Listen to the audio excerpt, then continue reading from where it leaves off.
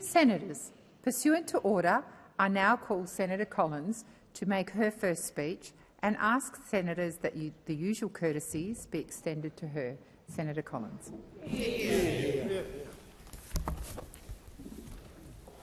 Thank you, Madam President. It's a great honour to give my maiden speech in the Senate chamber today. My political journey here has not been a conventional one. I didn't join the Liberal Party as a young Liberal.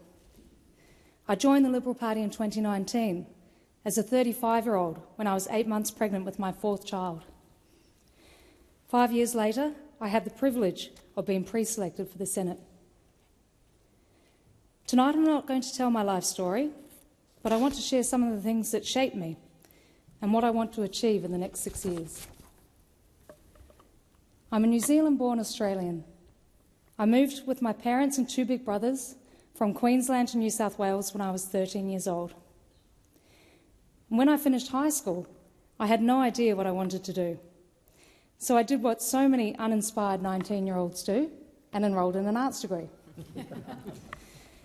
It led me to anthropology, which it turns out is not the study of ants. Nonetheless, I persevered, and the anthropology of Australia, the Pacific Islands and Asia became the focus and passion of the next 10 years of my life. I loved anthropology because I could immerse myself in cultures and environments unusual to me. I took every opportunity I had to engage with Pacific Island culture. I travelled to a small village in the mountains of New Caledonia to better understand peace and conflict and everyday life for the Indigenous Kanak people. Back in Brisbane, I would spend my weekends hearing beautiful songs of Samoan church services, being welcomed into the families to share the umu that followed, to learn more about their experience of life in Australia. Later, I wrote a doctoral thesis about the Karen refugee community's resettlement from Burma to Brisbane. I spent time in their churches too, hearing their beautiful music and sharing in the feasts that followed. I was invited to their homes for tea and to their weddings and funerals. I participated in their ceremonial events.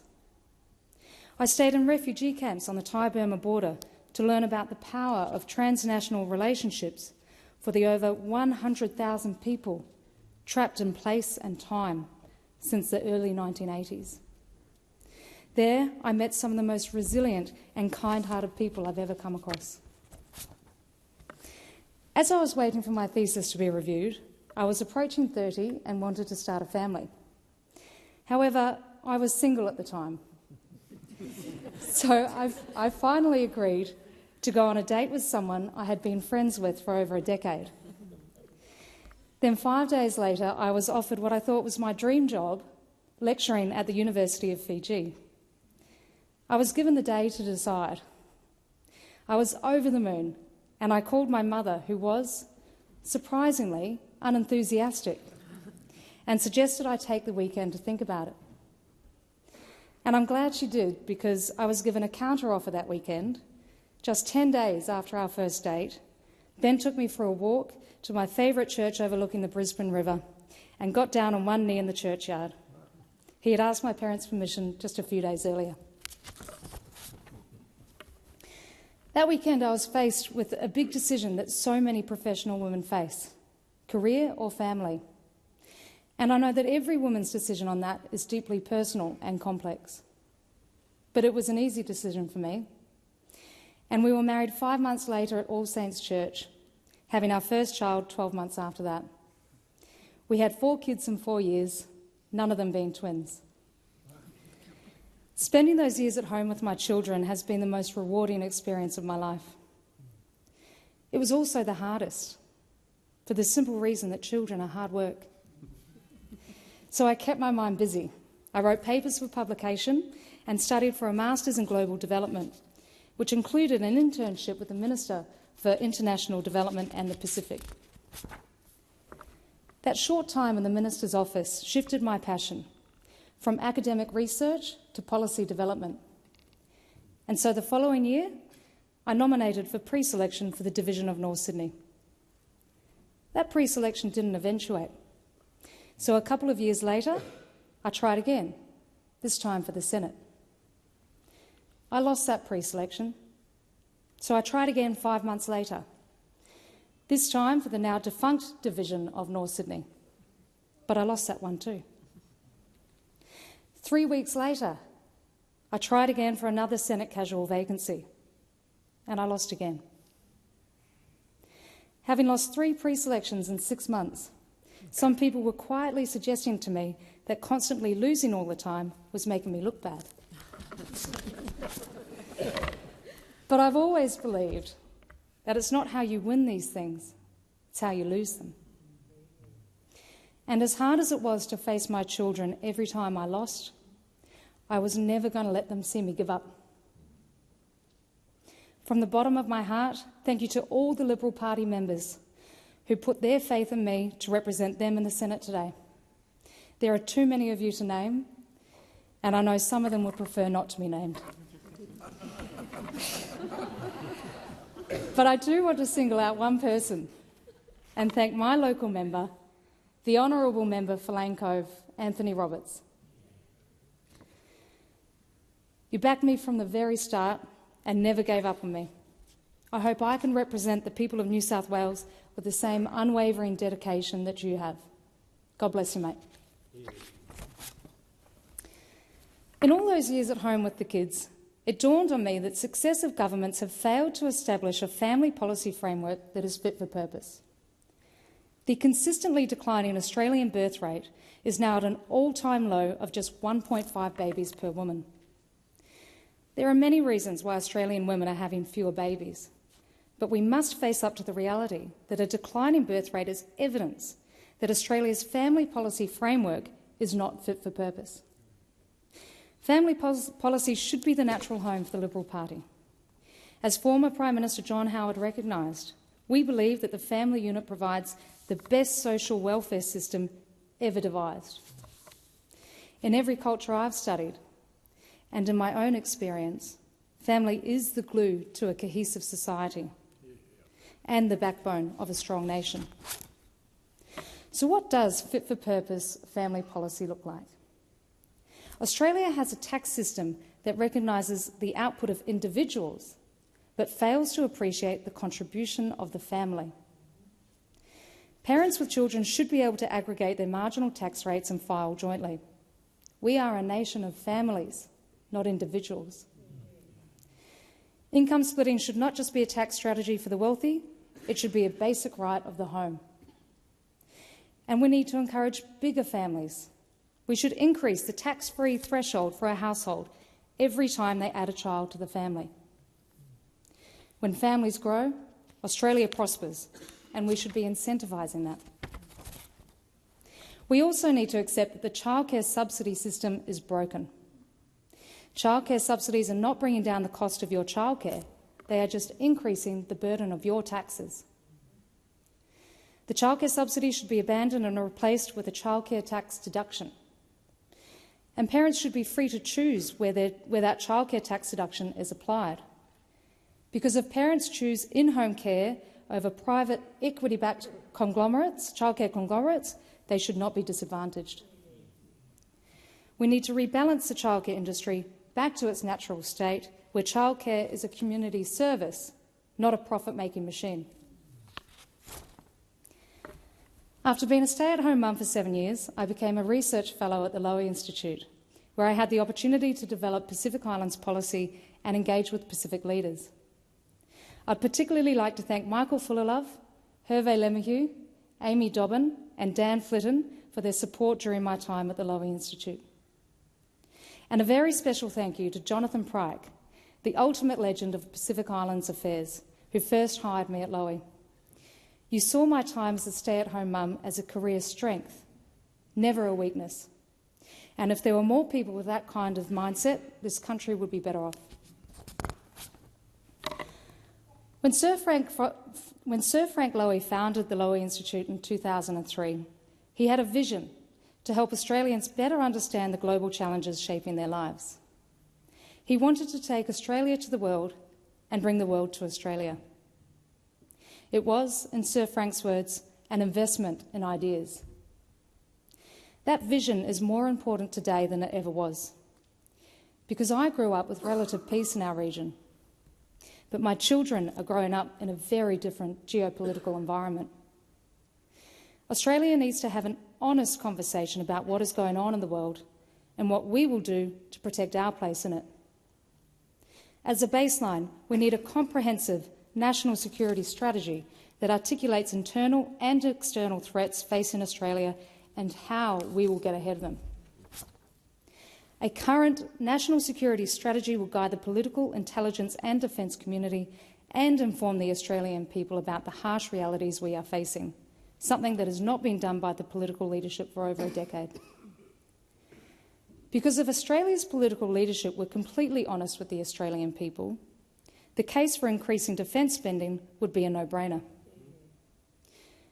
In my third week of being a senator, I took part in the Australian Defence Force Parliamentary Program, which is led by Lieutenant Colonel Andy Martin.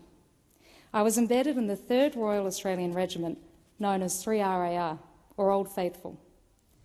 I joined them in Townsville as they commenced Exercise Talisman Sabre, where in 2025 more than 30,000 military personnel from 19 nations honed their warfighting skills. Old Faithful has a lethal reputation, and the heroes I had the honour to work alongside embodied its tradition of duty, honour, sacrifice and lethality. Over the week we spent a few days riding in armoured personnel carriers, or APCs. I rode with Commanding Officer Dan Ellis and RSM Jai Cosgrove. We linked up with the soldiers across the massive training area as they prepared for an upcoming attack, and I had the immense privilege of speaking with many of these Australians who made the brave decision to serve their country. And it really hit home that the most powerful weapons we have are our people in uniform. While governments are willing to invest in hardware and technologies, too often they forget that people need investment too.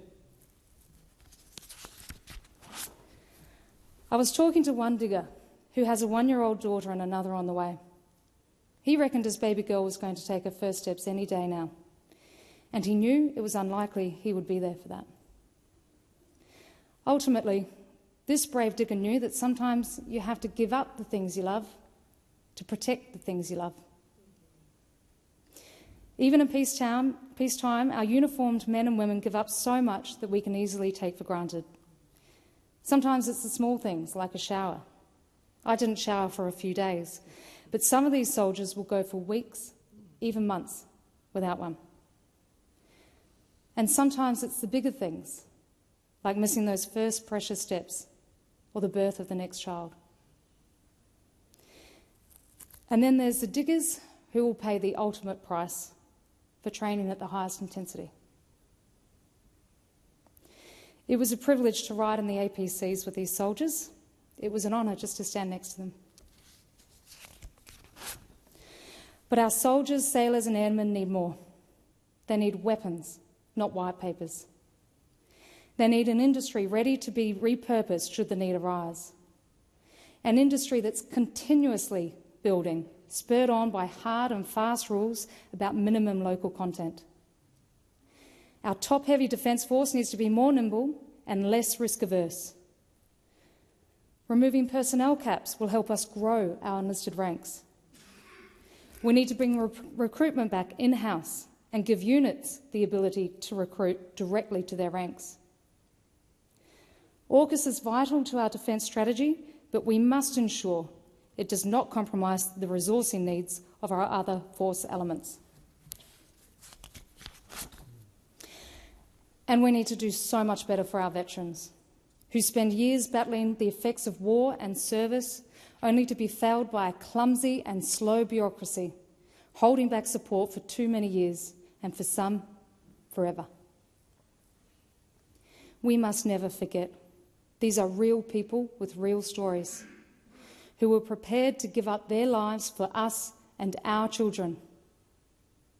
And too many of them ultimately did. War is always the last resort. Well before that comes deterrence and diplomacy. Our alliances abroad are critical to our security at home, but we cannot allow dependency to breed complacency. And in our region, we have a unique vulnerability. We do not have small island states next to us, but a large ocean continent. We need a regional security strategy with integration at its core. The Australian Defence Force has developed deep partnerships with Pacific nations, and we need to build on that. Australia should raise a 7th Regular Infantry Regiment, a Pacific regiment, as an entirely rotational force. While Australia-based, the Pacific Regiment would take every opportunity offered by its regional allies to train in the islands. Pacific Islanders from nations without a defence force could enlist if their nation has a relevant security agreement with Australia.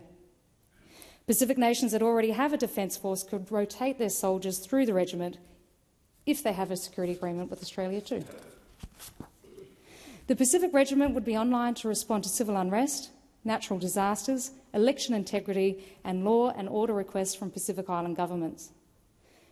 The regiment would integrate the region, institutionalise strategic trust and strengthen cultural ties through exchange.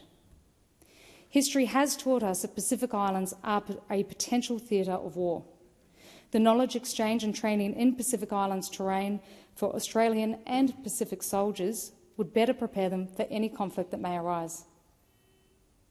Defence integration is important, but so too is economic integration. Australia's geopolitical strategy must be coupled with a competitive geoeconomic strategy. The Pacific Palm Scheme represents one of our greatest opportunities to bring these together. The Palm Scheme is a temporary visa program allowing Pacific Islands workers to plug labour gaps in Australia's primary industries. It's a brilliant piece of foreign and domestic policy, enhancing people-to-people links across our region, bringing economic sustainability to many Pacific Islands and productivity to Australia. But it's failing because of red tape. If you look at a country like Tonga, Tongan workers in Australia send more money to Tonga than the Australian government does. Remittances far outweigh aid. This is important. Remittances are not money sent to Australian contractors or big bureaucracies like most of our aid money. These are hard-earned wages sent by Pacific Island workers to support their families back home. This money is putting more food on the table, helping kids to get to school, paying for the GP, financing small business, and stimulating local economies. Unfortunately, too much of this money sent home is swallowed up by fees, which can be as high as over 15% of the remittance. Bringing down the cost of remitting is vital to a strong geoeconomic strategy for the region. Now, I don't have the room in this speech to detail my policy solutions on bringing down the cost of remittances. It's a complex space and I've published on it before. But I will highlight one opportunity. Australia can help Pacific Island workers to receive a portion of their weekly pay, including their superannuation, in their home countries. This is already happening in New Zealand. Setting up superannuation portability schemes alongside removing the superannuation withdrawal tax would have huge impacts on the livelihoods of Pacific Islanders. This early withdrawal tax is unfair and overly burdensome. Our Pacific family needs labour mobility, but it needs international trade too. And much like Australia, China is their biggest trading partner, but that too can shift. Pacific countries want to move beyond the aid relationship with Australia. We need to look at where we can bring Australian investment back to the region and take our starting position from aid and dependency to trade and prosperity. And finally, a competitive geoeconomic strategy in the region would address the alarming problem of debanking. Our declining financial relationships with the region is a critical vulnerability for us and Pacific nations and is weaponised by geopolitical competitors to undermine us. We must help our Pacific family develop a harmonised banking regulation framework that will integrate with Australia's. This will reduce the cost of compliance, lower the risk profile and encourage more Australian and American banks to do business there. We are blessed to live in the best country in the world, but we must never take it for granted.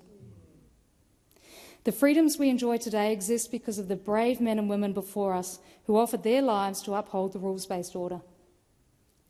As a middle power, Australians have a moral obligation to help where we can, understanding the limitations we have.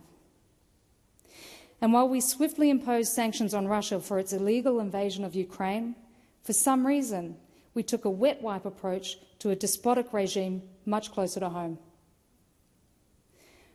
Most of the refugees I met on the border were displaced from Burma, not Myanmar.